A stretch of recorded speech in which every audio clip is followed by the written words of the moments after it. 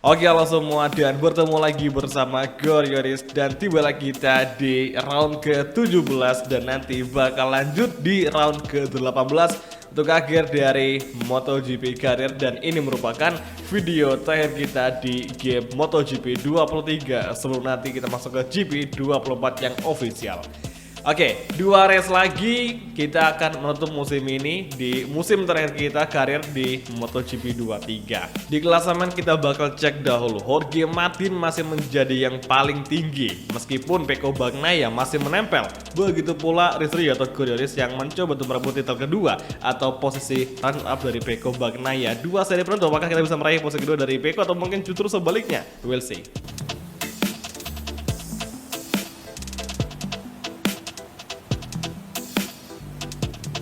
Oke semua, dan inilah dia sesi warming up lap Jorge Martin, Goryoris, Francesco Bagnaia mengawali dari barisan depan, Marquez Bezzecchi, Brad Binder di row kedua, Malaysian Grand Prix, sirkuit Sepang. Siapakah yang akan meraih kemenangan di seri terpanas? Tepatnya di Asia Tenggara. Oke, langsung saja kita mulai round ke-17. Dan inilah dia untuk sesi race kelas MotoGP Malaysian Grand Prix Sepang Circuit round ke-17. It's on the way.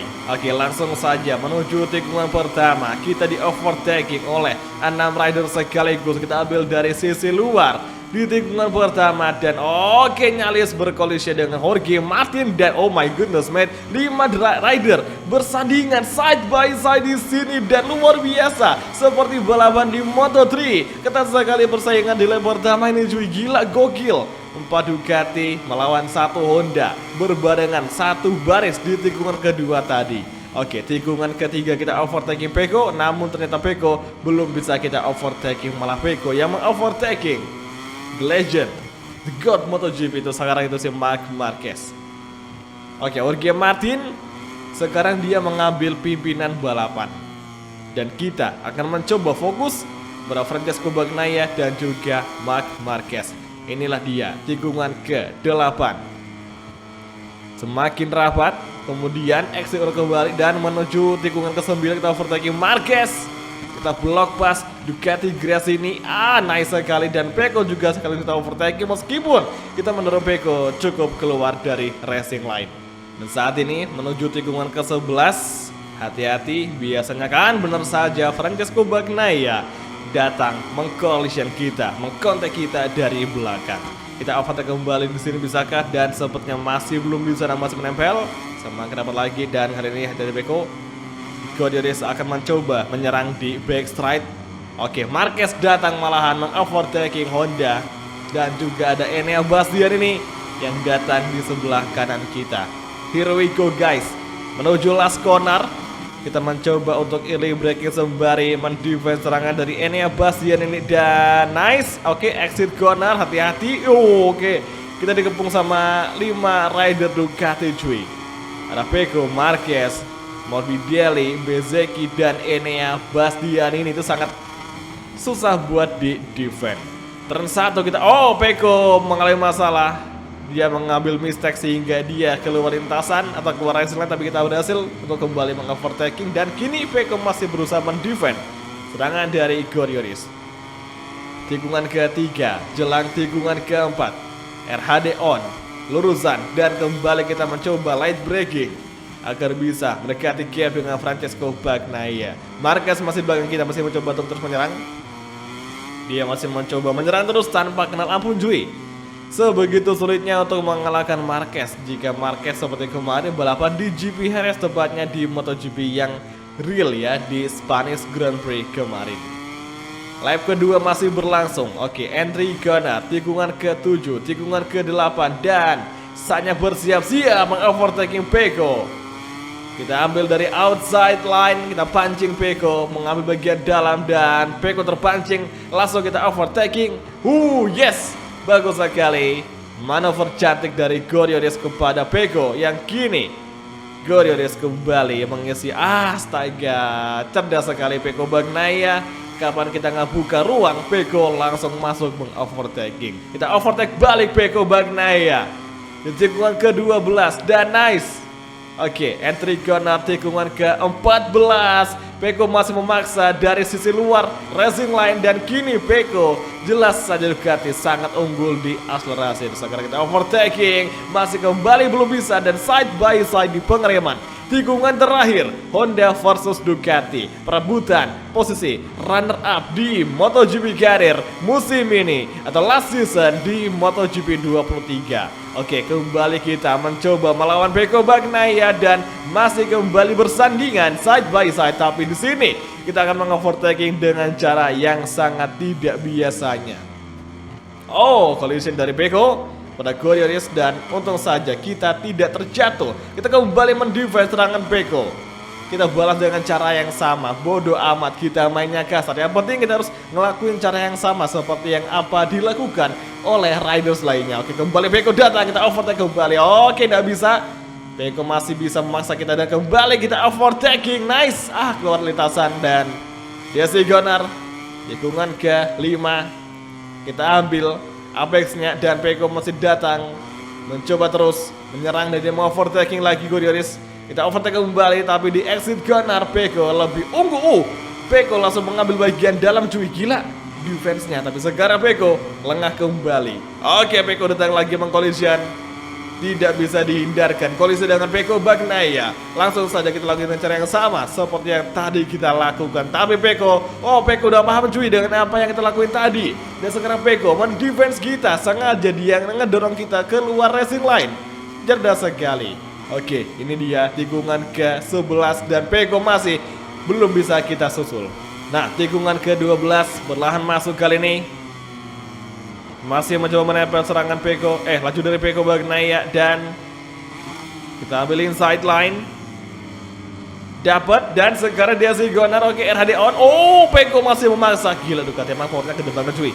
Kita nggak bisa terlalu ngimbangin Ducati. Dan sekarang di pengereman last Gunnar kita ambil tempat kedua, namun Pecco tidak mengalah dan Pecco kembali bertahan di posisi kedua.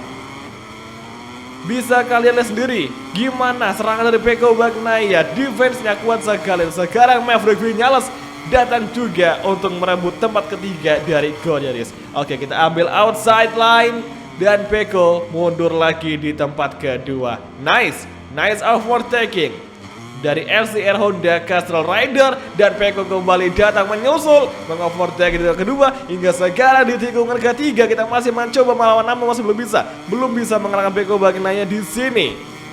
Oke, tikungan keempat kita mencoba lihat break kembali dan Pecco masih belum bisa kita susul. Sekuat itu Pecco Bagnaia di GP Sepang. Tikungan kelima masih terus berusaha keras memaksimalkan potensi dari Honda RC2 13V meskipun kondisi ban depan sudah sangatlah memerah yang berarti suhunya sudah sangat tinggi sekali. Oke, sekarang fokus ke fighting. Francesco Bagnaia harus bersiap-siap. Kita mencoba kembali menyerang Pecco dari outside, kemudian masuk di inside line. Nice sekali, nice try, nice overtaking dari Coriolis kepada Pecco Bagnaia dan kini Pecco turun lagi di tempat ketiga. Oke, collision terjadi. Pecco tidak mau tinggal diam, dia tidak bisa mengalah begitu saja. Dia paksakan, langsung kita overtake kembali. Nice. Pecco turun lagi di tempat ketiga dan sekarang lagi-lagi Pecco menyerang dengan cara yang sama. Gila ini.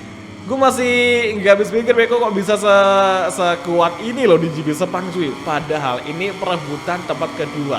Oke, hati-hati menuju last corner kita overtake Pecco dari outside kemudian inside didapatkan bisakah dan masih belum bisa. Oke, Pecco melebar langsung kita overtaking. Nice sekali dan kini tempat kedua berhasil kita raih di GP Sepang. Lap kelima kita masuki final lap MotoGP Sepang. Di belakang Pecco Vinales juga tengah menyusul kita. Turn 1. Oke guys, come on. Lap terakhir, fokus Q fighting. Kita pastikan Honda meraih tempat kedua di GP Sepang. Di track salah satu track yang panas di seri MotoGP kali ini. Braking zone tikungan keempat. kita early braking. Dan sekarang kita bisa menjaga dengan jarak yang lumayan aman kepada Peko Bagnaia dan juga si Vinales. Peko kok malah turun cuy. Peko turun di posisi kelima dan gini Miguel datang di posisi keempat. What a race cuy. Di lap terakhir perubahan posisi terjadi. Aprilia datang di zona podium. Oh, Miguel Oliveira di posisi ketiga. Vinales di overtaking. Gila Miguel cuy. Kok bisa ya dia sekencang ini di lap terakhir. Oke, kita tunggu saja apa yang akan diperbuat oleh Miguel Oliveira di race kali ini. Peko kembali mengovertaking Miguel Oliveira. Perebutan tempat ketiga masih sangatlah sengit sekali. Dan sekarang giliran kita untuk mencoba fokus di 1,5 sektor di lap ke-5 ini. Oke guys, tikungan ke-13, tikungan ke-14. Mari kita coba full gas from Gorioris bersama LCR Honda Castrol. Dan sekarang menuju tikungan terakhir, masih di backstride braking zone, kita rem dengan sangat super hard braking.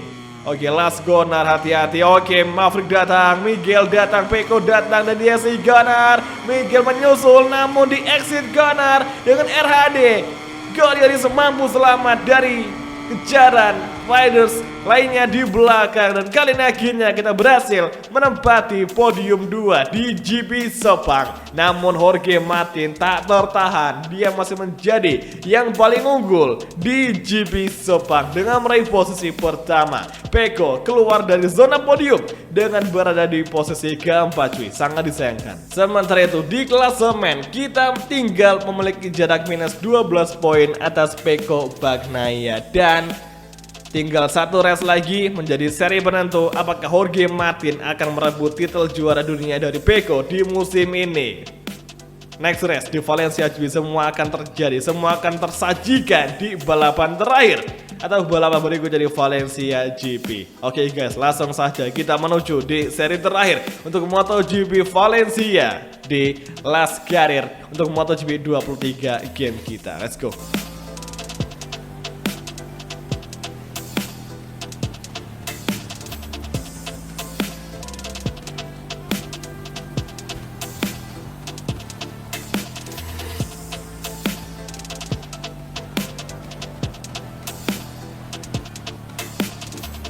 Oke semua, dan inilah dia untuk seri terakhir round ke-18 Valencia GP. It's on the way.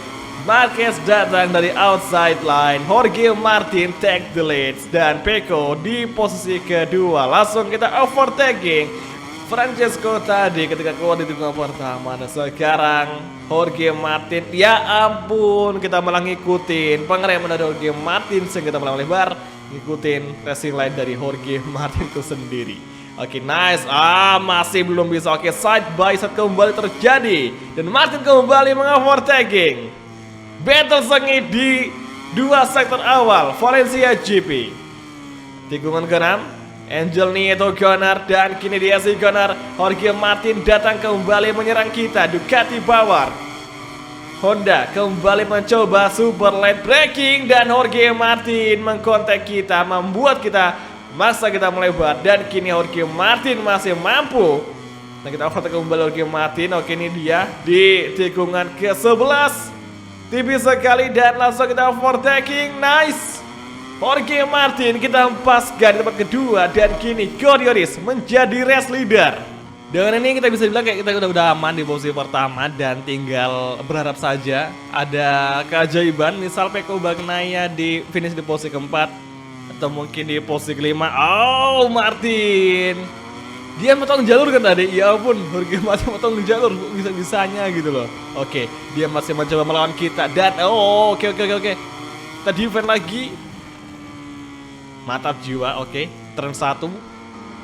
Ini tadi si Jorge Martin dia motong jalur, tapi dia nggak bakal dapat peringatan long lap penalti. Nah, itu kalau di MotoGP 24 nanti itu sudah ada yang namanya Fame Steward, yang mana nanti nggak cuman kita saja yang dikasih hukuman, tapi juga AI atau player komputer yang akan diberikan hukuman juga, peringatan long life penalty. Jadi gamenya bakal lebih adil, lebih fair buat dimainin. Jadi kita nggak cuma kita aja yang bakal dikasih hukuman RLP, tapi juga ada riders lainnya. Nah, di klasemen kita masih di posisi ketiga. Karena apa? Karena Peko belum finish di tempat keempat atau posisi kelima.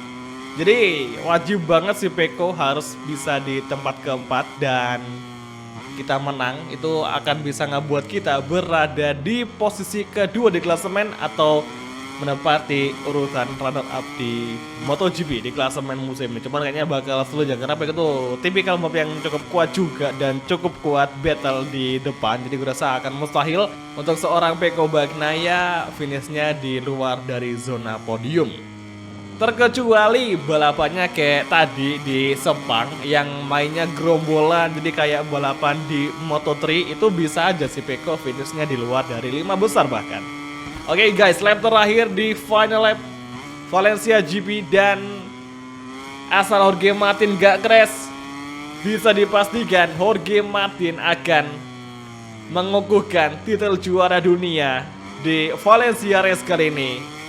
Dan Francesco Bagnaia selama balapan di musim ini di awal season seri pertama, 2, 3 hingga paruh musim kedua dimulai kembali, Peko masih menjadi race leader. Namun di beberapa race terakhir menjelang musim berakhir, Jorge Martin datang menyerang dengan kuatnya. Jorge Martin mengebrak posisi pertama di klasemen dan Peko terpaksa harus tunduk. Dibuat dari Jorge Martin yang sekarang ini Jorge Martin bisa dibilang kayak sangat unggul sekali.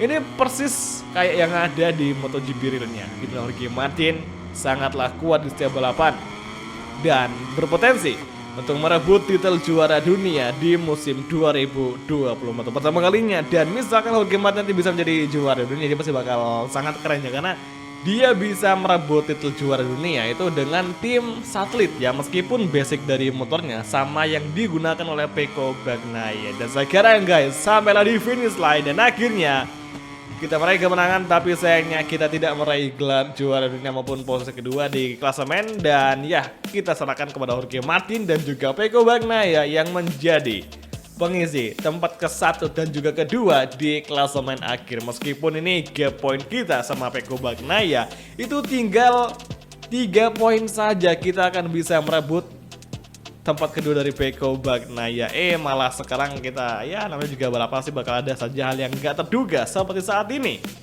Tapi oke. Sementara itu Marc Marquez di posisi keempat untuk klasemen akhir, dan di bawahnya ada Enea Bastian ini, Maverick Viñales, Miguel, Marco Bezzecchi, Brad Binder. Pengisi top 10 ada Jack Miller. Dan di posisi paling akhir, satu orang dari wakil Honda yaitu Takaki Nakagami yang hanya mengumpulkan 2 poin saja. Dan di klasemen tim kita gagal merebut posisi kedua juga dari Prima Pramac Racing. Ducati pabrikan unggul 504 poin, luar biasa. Sementara untuk klasemen pabrikan seperti biasa Ducati masih menjadi paling tinggi, dan kita hanya bisa menjadi pengisi di bawah dari Ducati. Gak akan pernah bisa merebut posisi pertama karena emang Ducati paling kenceng dan juga paling banyak motornya di kelas MotoGP ini.